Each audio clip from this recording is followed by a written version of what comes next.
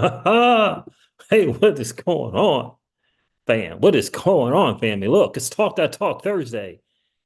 Yeah, some interesting stuff I want to cover. It's the American family being under is it under attack? Is it under attack? And are they starting with our children? I'm going to share some interesting stuff from a couple of interviews. Once a Tucker Carlson interview that he did. It's a little alarming. It is a little alarming to say the least. And it looks like they're following the playbook that was used in freaking China. I know. Talk That Talk Thursday is so serious when we got the crypto market going crazy right now. Bitcoin reaching 64,000, nearly all-time highs, nearly all-time highs. We got about what? A couple of weeks, I think. I got 2 weeks, maybe three at the most to see if my plan is going to play out. This is what it's feeling like. I mean, April is right around the corner. And are we going to get that 50% drop in altcoins?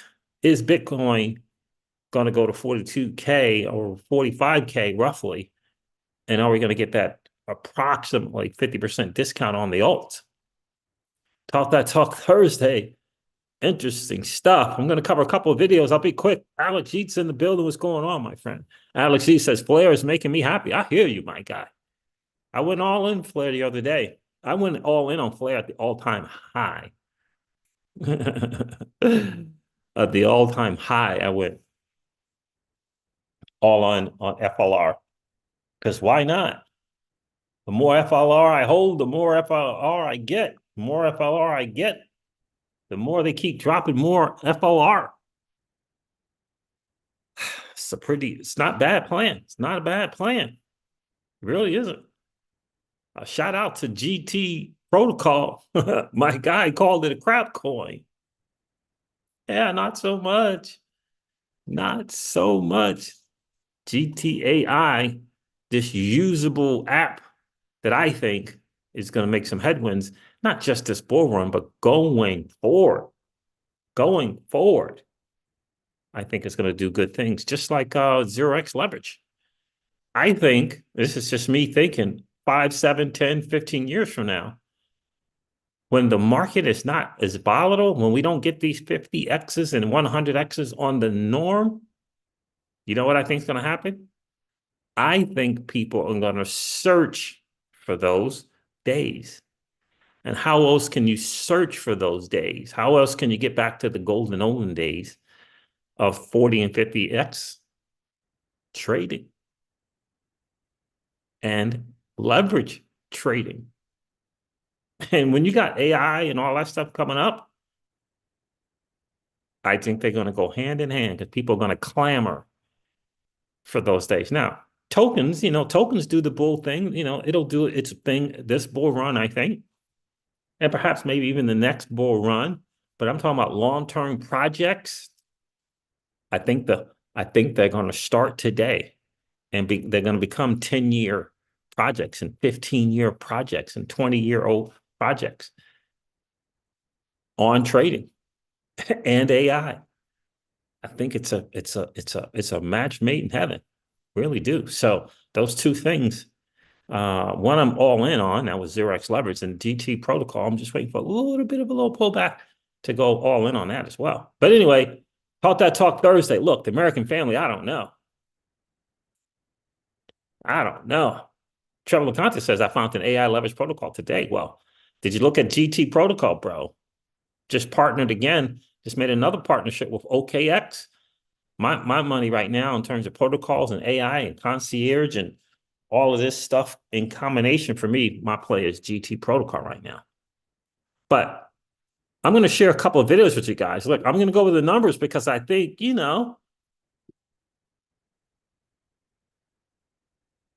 Paul Bogle says, I told you BTC is not going to 30K months ago. Never trust a guy with a man bun. With a man bun. Who was that? With the man bun? Are you talking about Gareth Salloway? Well, I'm still not giving up on my discount on my altcoins. I still think it's going to happen. We'll see. We'll see. 64. We'll see. We'll see what March is going to have to say. So even if it doesn't go to 30, if Bitcoin still gets this 30% drop, what will that kind of drop? What will that drop look like for altcoins, right? So it's not necessarily the price range, it's the drop, right? That's really the thing. It's the Bitcoin drop that's the thing. It's not the number of the price of Bitcoin. It's the drop. Is it the 30 to 35% drop that you can still get at any BTC price? And then what are the alts going to do? So March is going to be an interesting month. March is going to be the very, very, very interesting month. I was just listening to Raul Paul today, and he says there's a narrative going on about institutional money in these Bitcoin ETFs, and he says it's completely false. He says it's completely false. It is not institutions. It's not. It's the RIAs. It's the RIAs getting in the game so they can sell it to the retail investors, right? So it's not institutions aren't here yet, right? Institutions are not here. Yeah, it's going to be a little bit before they get here. They're coming. But it's going to be a little bit. So we'll see. It's the 30 to 35% pullback from Bitcoin that I believe is going to lead to the 45 to 50% in the alt. And then, right? My guy, Ari Paul, I shared that with you guys last night, has the same sentiment. So we'll see. We'll see. I still think the stock market is that little carrot is just dangling in front of people. We'll see.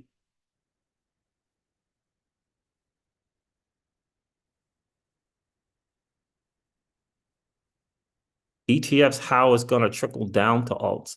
I keep seeing this stuff on CryptoX about the Bitcoin is not going to come into the alts because of the ETFs and that they can't come in. So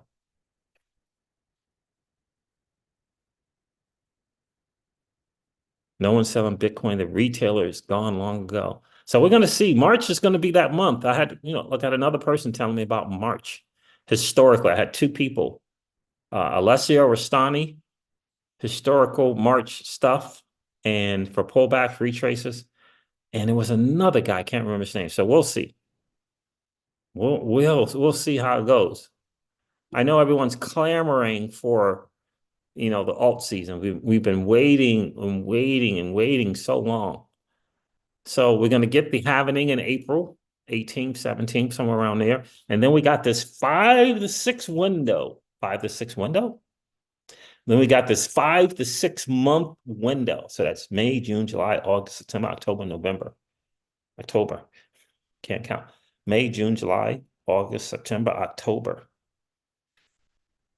Now, is the 6-month window for when alts will start, or is that the window for alts? I think my guy Virtual Banking said, yeah, so 6 months after the halvening. So we'll see. That's still 2024, isn't it? I mean, if the halvening is in April, 6 months is that's still 2024, right? So we'll see. Alessio's been wrong for a while. Yeah, I really, I don't think so, bro. I don't think so. I think Alessio has been on. Are you on his VIP thing? I don't think Alessio's been wrong. Yeah, all that's true. Smart money is buying Bitcoin, but that doesn't change. It doesn't change how the market cycles move. And institutions are not buying Bitcoin, bro. The institutional money is not here. So that that 5x, the 10 trillion to 12 trillion, that's not going to happen until institutions come. So 3 trillion, that's just getting back to where we were. What are we going to do after we get to where we were, right? That 3 trillion. That's the game, right? Getting back to 3 trillion is not it's right. That's just getting back. What are we going to do after we get to 3 trillion? That's the key. What are we going to do once we get to 3 trillion? because we need new money coming in. And the market says that new money is not in. Retail is not back yet. Net liquidity is not back yet. It's not back. It's not back. And I wonder what BlackRock and Fidelity, I wonder what they have planned for retail, right? Because their clients aren't retail, right? So their clients trade against us, right? You understand that, right? Their clients trade against us. The Bitcoin ETF is one product for their clients. It's just one product for their clients. And they trade against us. They trade against the masses. So it's going to be interesting to see how that plays out. But it's still early. It is still early. I do expect Bitcoin. Obviously, we all expect Bitcoin to reach new all-time highs. That is without question. That's going to happen. My question is, are we going to see another discount on these alts so that we can have a better position in the alts? Add to position. Even some people may be just establishing, but I'm looking for 20 to 35%, 30 to 40% discounts, discounts on current prices to add to my position. That's what I'm looking for. We'll see what we get. 30% ain't, 30% of 60 cents. It's not, that's not too bad. That's not too bad. Let me go over the stuff here because this is Talk That Talk Thursday, and just some alarming stuff here. Take a listen to Dr. Phil on The Breakfast Club. Very, very interesting. Then we're going to listen to an interesting interview with Tucker Carlson. All right, what we got here?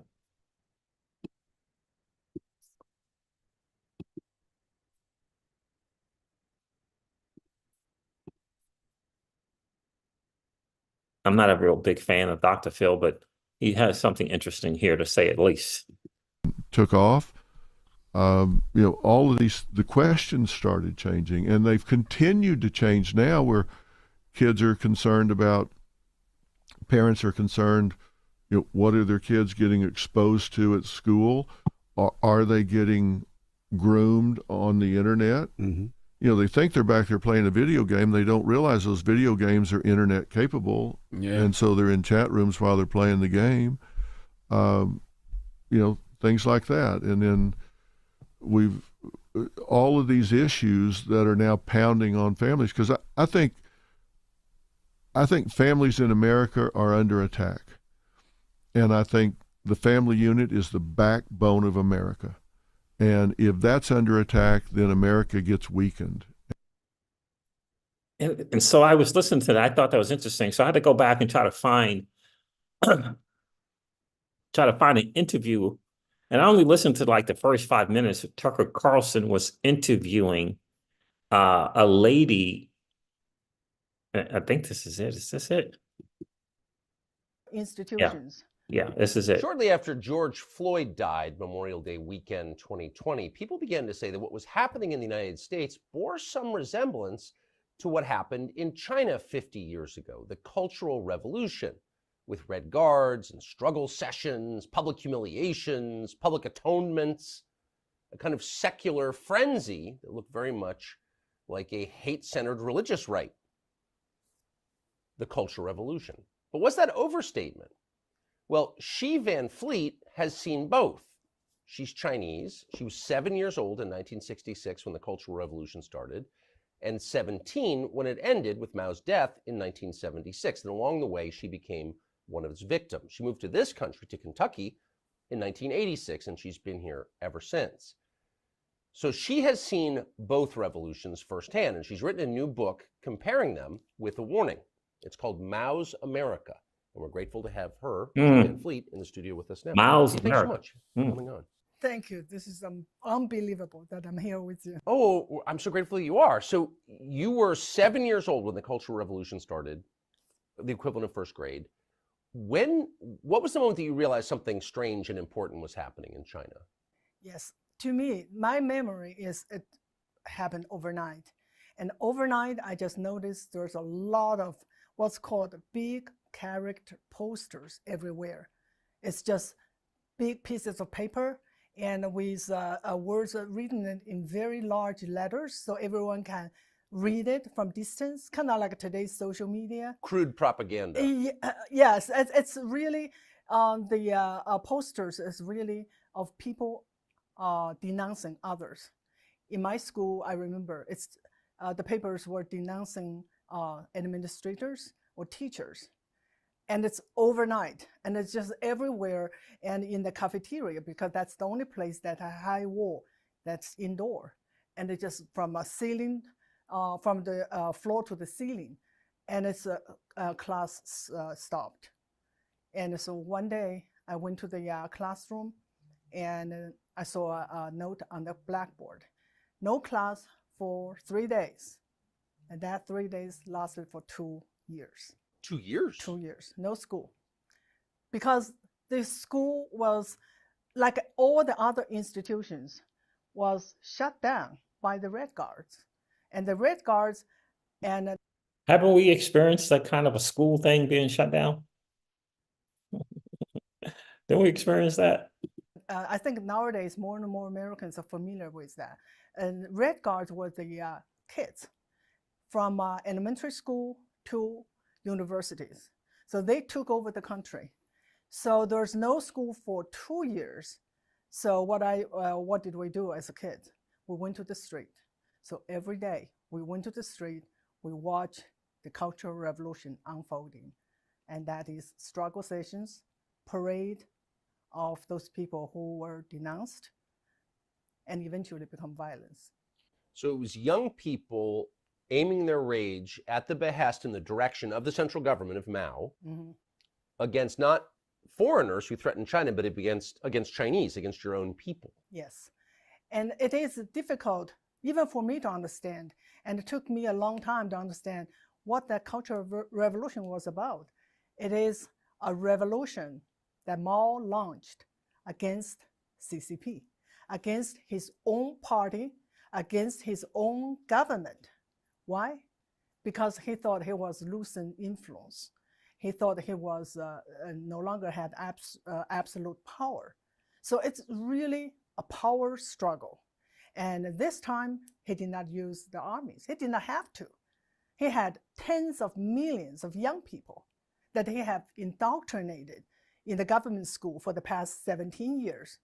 They're ready to go.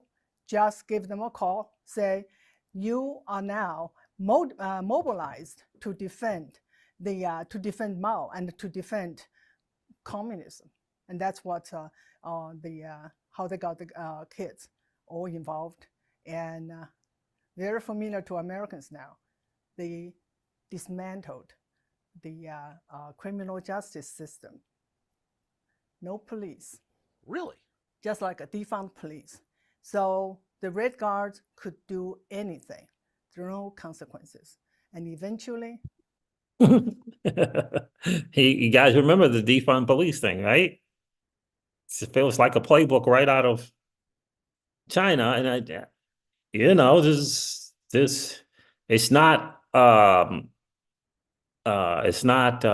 hidden. There are ties to that country at the administration level, at the highest level of the administration. It's very interesting. They start to kill their teachers, kill their principals, and they kill millions of people. The normal people who are watching this, your family, I assume, did anybody say anything about it? Nobody can say anything, just like here. Why? Because Mao openly supported them. And Mao had 8 rallies to meet the Red Guards in Tiananmen Square 8 times to declare that he was their Red Commander-in-Chief. And those are his little Red Guards. So there's no dissent at all, and things just get progressively crazier and crazier and crazier. Did people think that this was going to stop? No one knows. And I remember that in the first, and it was somewhat peaceful because all they did was destroy the the past. In Mao's words, it's the 4 olds: old ideas, old culture, old custom, and old habits. Get rid of them all. That include destroy all the statues. The statues, mostly Buddhist statues, Christian statues, everything has to come down. And everything that is old has to be destroyed. So when they finish with the public spaces, they went to people's homes. And I witnessed the Red Guards went to people's homes, took everything they thought was old. Old is bad. Old is something that need to be get rid of, including furniture, people's old photos, and everything. Because the goal is to get rid of the past so we can replace it with the pure Maoism. I remember reading about the Cultural Revolution years ago, reading a biography of Mao, and was so struck by how much Mao hated the Chinese, hated the country, hated the history, hated the culture, and yet he was in charge of the country. And I thought that's very strange. So we were taught that Mao was our savior. Yes. And we have songs saying that he was our savior. He made it possible for us to have a better life. Why? Because he removed these 3 big mountains that had been suppressing Chinese people. They are the foreign imperialism, the old feudalism, and the bourgeois or capitalism. Yes. He removed them all. That's why we could have such happy life. So no, we never thought that that he hated us. And he did, but we were taught we should be so grateful. And he was our not only savior during the Cultural Revolution, he really became our God. Was there do you remember the moment that the Red Guard went from carrying slogans and yelling at people, humiliating them, to the point where they went to killing people? Did that seem, were you shocked by that? Were people shocked by that? Actually, it started about the same time, because they only, in the very beginning, it only started on campuses. I'm going to stop there because the whole, and I mentioned kids, high school, college. You remember all the madness that was going on the campuses? And this is just, some of it's just recent. This recent kind of madness that's going on in campuses right now. Right? It's not the playbook, word for word, but you can tell that it's part of it, right? They just disguising it, making it look a different way. School shutting down for a couple of years. And now it's just an issue after issue after another issue on campuses. It's just always another issue with these campuses. What's going on, Pookie? Yeah, I think Elon has big time reservations, Felix, about AI. Yeah, FPS 420 says exactly what's going on today in America. That's what it feels like. And I think this lady is a great representation because, again, she lived both, right? She up into her, until 17 years old in China. And obviously she's, in her 60s today. So, 40 years in America, she can kind of tell and she can share the things, how things are similar. It's, again, it's interesting. And then the fact that we have these ties going on with China at the highest level of the administration is troubling to me. Right? It's just like, what's going on? It's troubling to me. It just feels odd.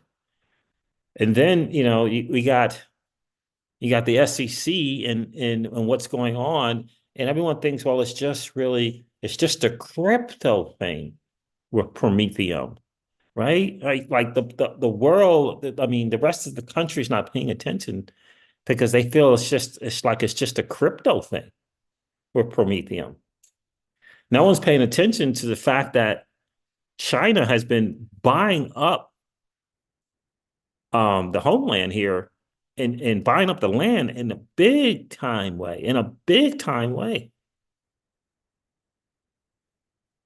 I don't know if anyone's really paying attention to that, but that's happening. What's going on here? Right? That's going on. That's what's happening.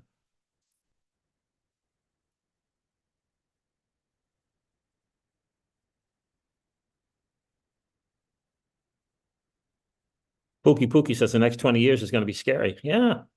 The real big wheel is in the building. He says, yes, this is happening. One problem. The guns are here, indeed. That's true. And how do they do it when we are able to um, get the guns? Like, did you guys see the post the other day on X? There were 4 Chinese people um, caught with drugs. I think it was just marijuana. One of them wasn't illegal, but the migration is, by the way, they make it seem like it's just one ethnicity, but it's not. It's a lot of ethnicities coming illegal. It's not just the Latino community, right? It's not just the Latino community. And here's my thing. I think about if it's El Salvador, if it's Ecuadorians, if it's Hondurans, right? All these different. I think about the confessions of an economic hitman and how the U.S.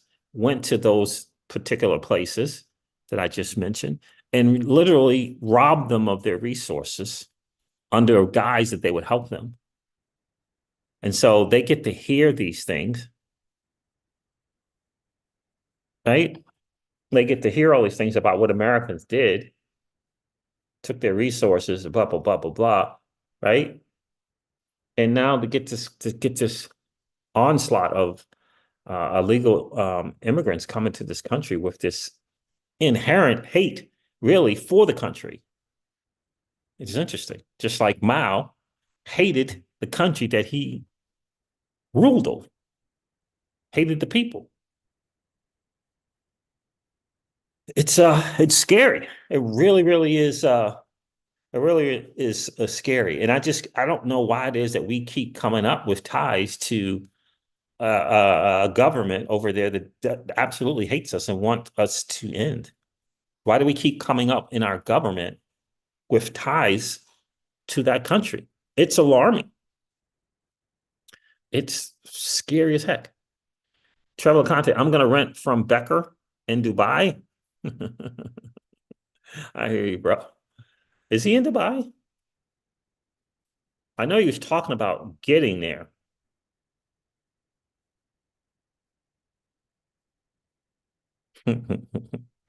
Well, and Mr. Becker can go wherever it is that he wants. He just happened to have a 9-figure exit not too long ago.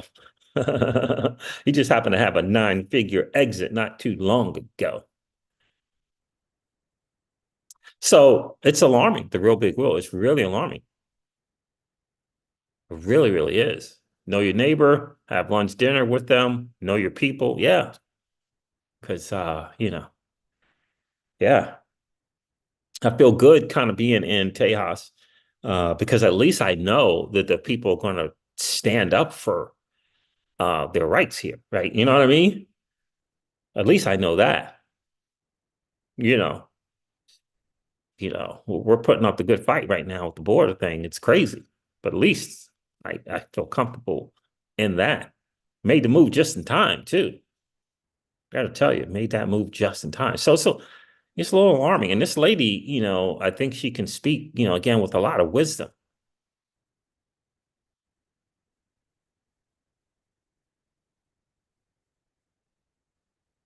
You know, it's it's a little alarming. Let's take a little bit. Let's listen to a little bit more of that. Let me see something here. Yeah, just a little bit more. Very, very interesting interview.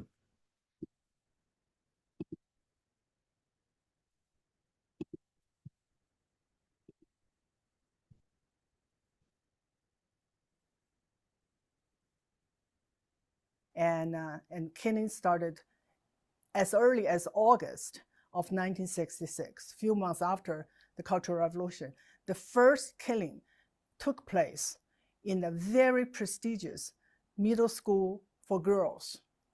They, bunch of girls, young girls, as young as 12, as old as 16, they beat, tortured, and killed their principal. That was in August 1966. And I was elementary school student. So in my school, I did not see killing, but I did see attacks by the kids. And one of the things I remember so vividly is a teacher. She is a pretty teacher, and she usually will dress kind of nicely, and that's considered bourgeois.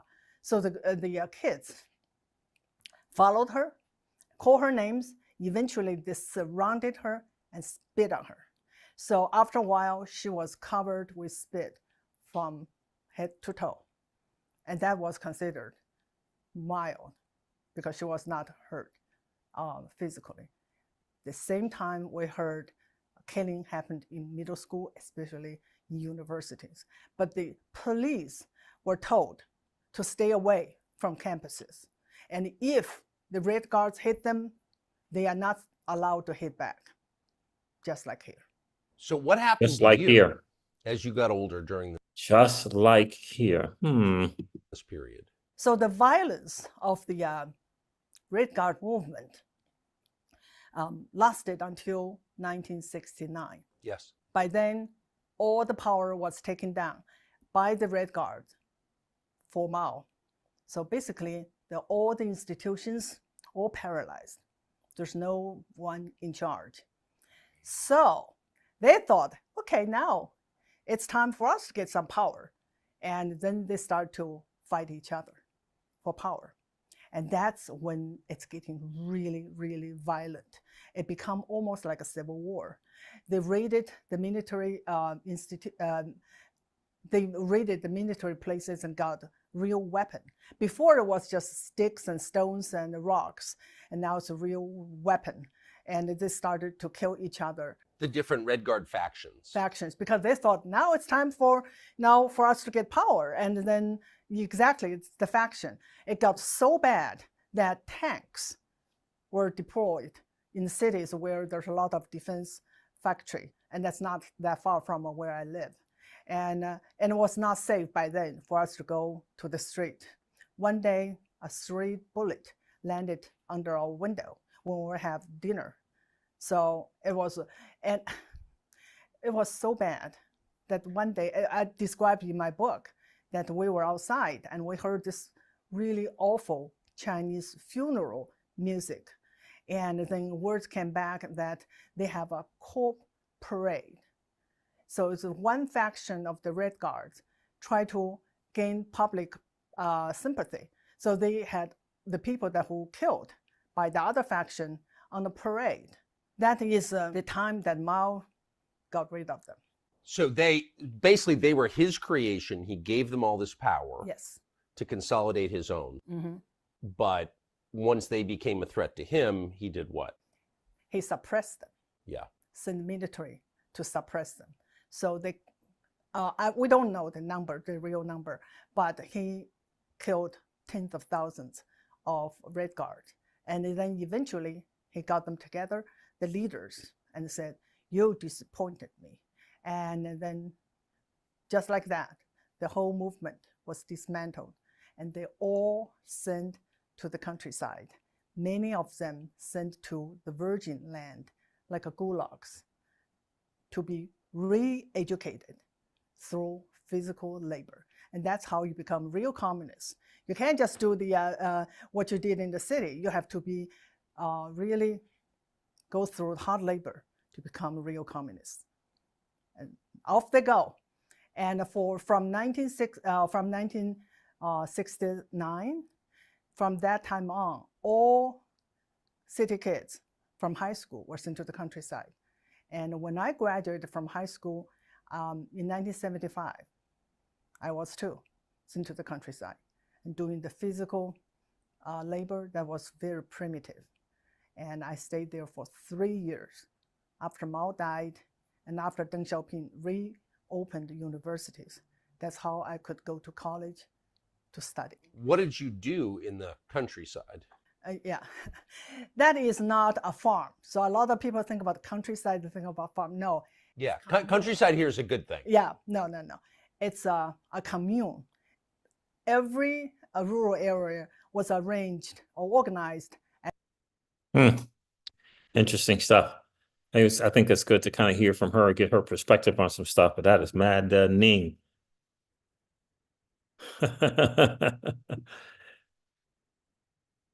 Hey, Keyless, what's going on?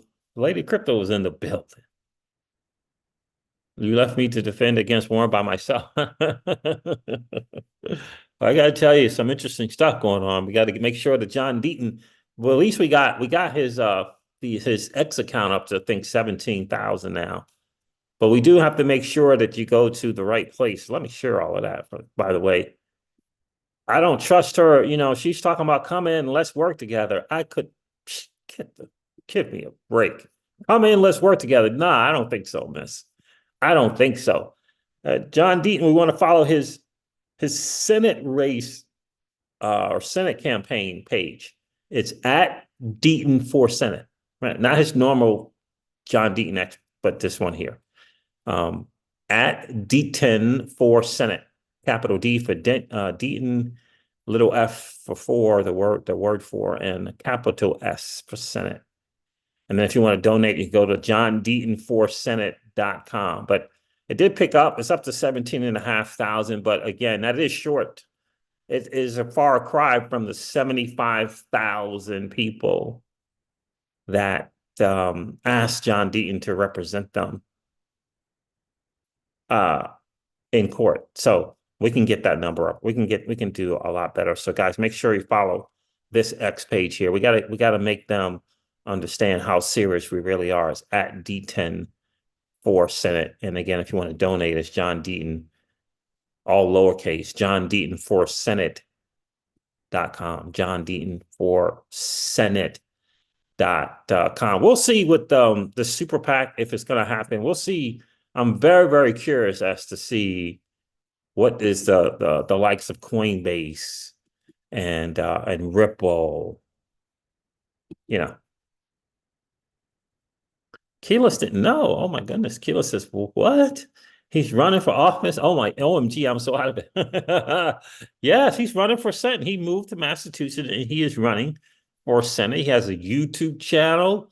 He's got a great little intro video of what, let me see if it's on this one? Yeah, it is on this one. Keyless, let me share this with you. Then I'm going to hop off here.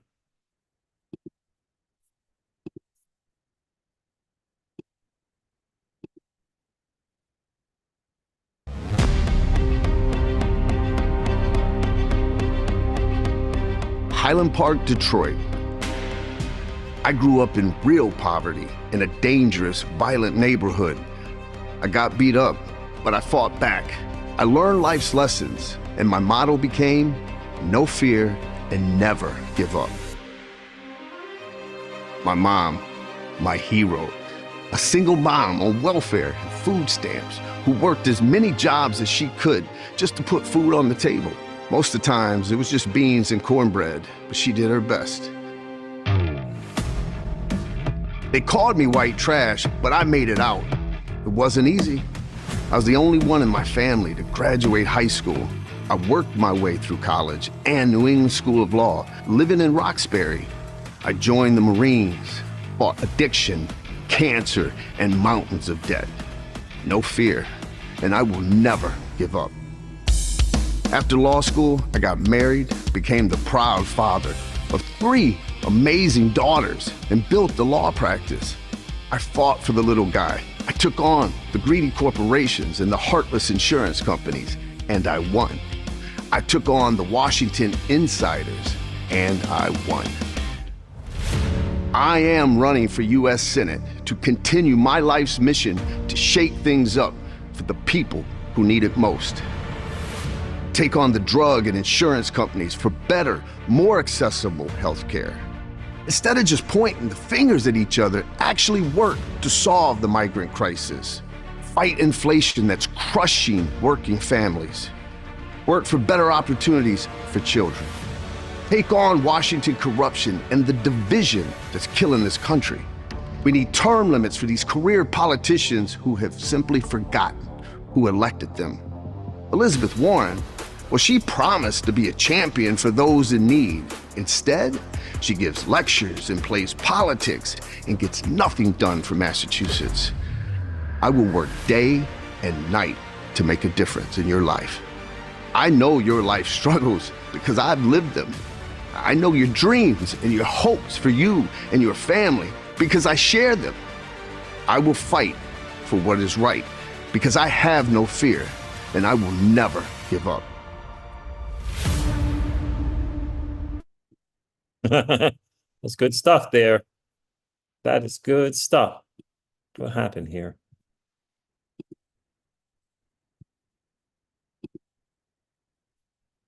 Yeah, that's good stuff there. Keyless, yeah, there it is. Now you know. Guys, do me a favor. Please make sure that you follow John Deaton at Deaton, capital D, for Senate. All one word, no spaces. The F before is lowercase. The D for Deaton is capital, and the S for Senate is capital. Yeah, it's a big play. It's a big move, and she's beginning to feel the heat. She's the people from the Digital Chamber of Commerce she's already asked to reach out. She's already reached out and asked to let's work together. She's starting to feel it because this is a big thing. She knows. I mean, her people can find the numbers that her people can find in terms of what's this influence? What does this digital asset space really represent in terms of voting power? What do we really represent? She understands it. Tom Emmer found out a while ago. He found out a minute ago. Trust me. He's not just pro crypto. Okay. So just understand that. So it's going to be an interesting thing. It's an uphill battle, but he did hire some experienced people for campaign manager, et cetera, out of the apparently from the DeSantis camp and some of the people that DeSantis hired. So it's going to be interesting play. He's a sharp guy. It's going to be interesting to see what he does. It's going to be really, really interesting to see what he does. But we got to get that. We want to start with getting his social media presence out there, right? Because a lot of people don't know. Keyless didn't know, right? About, I don't know, a week ago or so, it was only 13,000 followers, and Jungle Elite did a post. He was not exactly happy about it, but a lot of people just didn't know, right? A lot of people just didn't know. If we could get some people, some of these XRP entertaining content creators to share that more than they do I Trust Capital and Link 2, perhaps we could get the word out a little bit more, right? So, certainly we can get to 75,000 followers. Certainly, we got Perry Ann Boring, we got Ryan Selkes, we got I believe Pompliano, right? We got to get bigger YouTube channels made aware of this fact, like Altcoin Daily, for example, right? Let them know what's going on here, right? Because, thank God Deaton did not become an XRP maxi, because then he really would have no shot. Thank God he didn't do that. And so we got to get these bigger channels.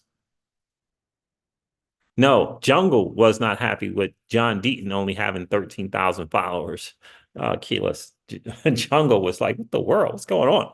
You had 75,000 people sign this thing, in the amicus brief, right? Why can't we get that many followers, right? So it's important. But we got to get those bigger channels like Altcoin Daily and the Modern Investor, for example. I mean, Modern Investor is the GOAT of all GOATs when it comes to crypto channels, right? Got to get those bigger channels to see what's going on. And as long as they don't hold it against John, about the XRP entertaining content creators, as long as they don't hold that against him, I think we'll be able to, get everyone to come together to fight the bigger picture, the bigger picture, right? It's massively, massively important for sure. Because the most important thing is getting her out of that seat.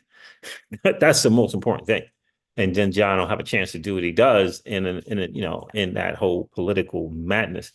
But at least we can get her out of that seat. It's going to be a fight, and we got to do our part. I feel like if we can prove to the world that this is what we can do, and this is kind of the voting power that we have, it can be significant. And I know we've already had people from outside of this country donating to John's campaign. Why? Because they know how big, they understand the idea of putting their money where their vote lies, right? Or putting their vote where their generational wealth lies. See what I'm saying? Yeah, he has 300,000 on his regular Twitter account, right? So we got to get that Deaton thing, his Deaton for Senate one up there for sure, because you're right. He does have 300,000 on his regular one, right? And so, and for us especially, we know XRP community is going to know. And we can't think that it's impossible, that it could never happen.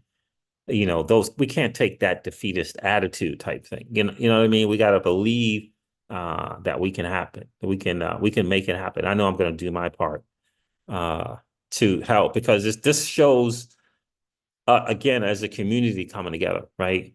And for the bigger dollars to take him serious, the grassroots are going to have to make a difference. It's going to have to make a difference for sure. All right, fam. There it is. Thank you so much. This is Talk Thursday. Be careful out there, because the enemy has infiltrated the country at this highest level. And we got to be prepared to take our country back. Shout out to Texas. We got to be prepared to take it back from those who would try to take away our way of living in this country, right? For sure. So one side of the aisle is for digital assets. One side of the aisle isn't. One side of the aisle is, seems to be okay with what is it now, millions of illegal immigrants coming to this country. One side of the aisle doesn't seem to be okay with it. It is what it is, right? I know I'm not okay with it. And I know that I am not for anyone who is not for this digital asset space. Nah, you're not getting my vote, because I know what this opportunity represents. It's bigger than the money. It's bigger than that. It's about choosing our own form of money and the monetary policy that we want, and where we want to hold our money as well, right? I mean, trust me, you can have Coinbase or Celsius, right? Or you can have Chain, Aave. Your choice. I mean, Chain still up and running, right? Coinbase. Do you really think it's a coincidence that every time Bitcoin gets to do its thing, that Coinbase is going sideways? Do you really think that's a coincidence? I don't. All right, fam, there it is. Talk Your Talk Thursday. I'm going to end this one like I do all my videos, and remind you guys of this. Old money doesn't want you to win. But that's okay, though, because you and we're already winning. And I would ask you to consider this, perhaps ponder the idea or notion of living your life permissionless. I'll talk to you guys soon. See ya. Bye.